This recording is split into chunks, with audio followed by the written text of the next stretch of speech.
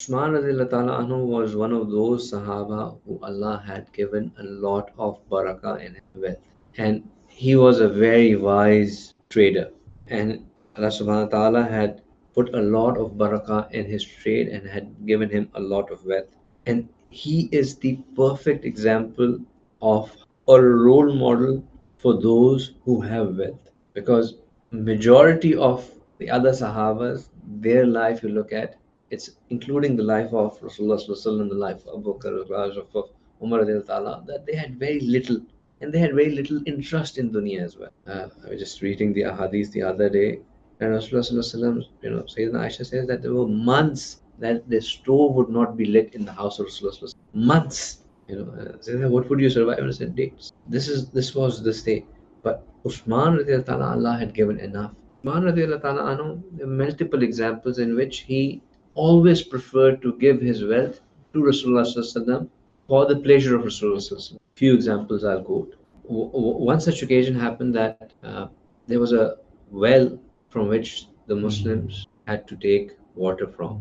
And this was one of the main wells in the city, in that region of the city. And either you would get water from here or you have to go really far away to get water. And this well was with one of the Jews who was residing in Medina at that time. And a Jew, being a Jew, was far more, business smart than anyone else around them.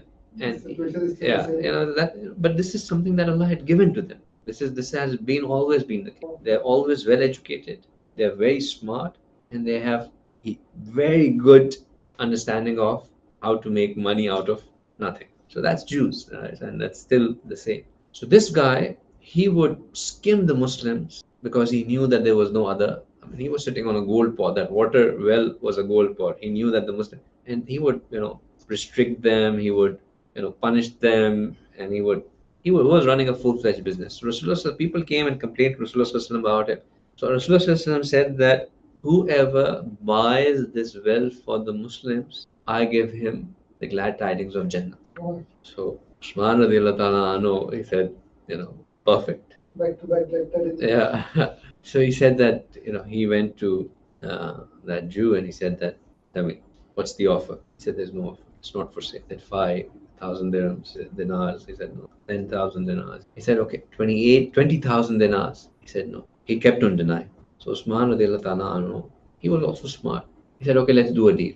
You sell it to me half of it. I give you 20,000 dinars, which is way above the market price in any case for this. But you, was it 20,000 or was it 12,000? Sorry, let me not get the figures wrong.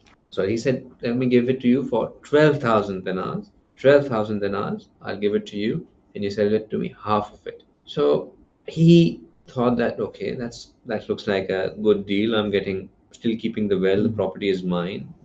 He said, what does it mean, half of it? He said, half of it means that we will divide the number of days. One day would be yours, one day would be mine. So one day, people would come, I'll charge them. The next day, people would come, you would charge them. So the work will go on. He said, yeah, this is acha, better, so that, I'm keep on getting the revenue and I'll also, so he agreed. Usman, I don't know, for the few initial days, he kept quiet. And once the deal got firm and now the Jew was comfortable that, he's still making money and not losing out, Usman announced to the Muslims that my day is a free day. Whoever wants water, they can come and take it from me free of charge, as much as they want. Now, obviously, everybody would come and get 2 days of water from from Usman and nobody would go to the Jew. So then the Jew thought, yeah, ye to nuksan ho gaya. So he came back to Usman. He said, okay, you take the whole thing. He said, okay, what for? He said, okay, this time take the other half just for 8,000. So Usman gave him the 8,000 as well. So in total, he gave him 20 and he bought the whole thing and got the Bashara of Jannah as well.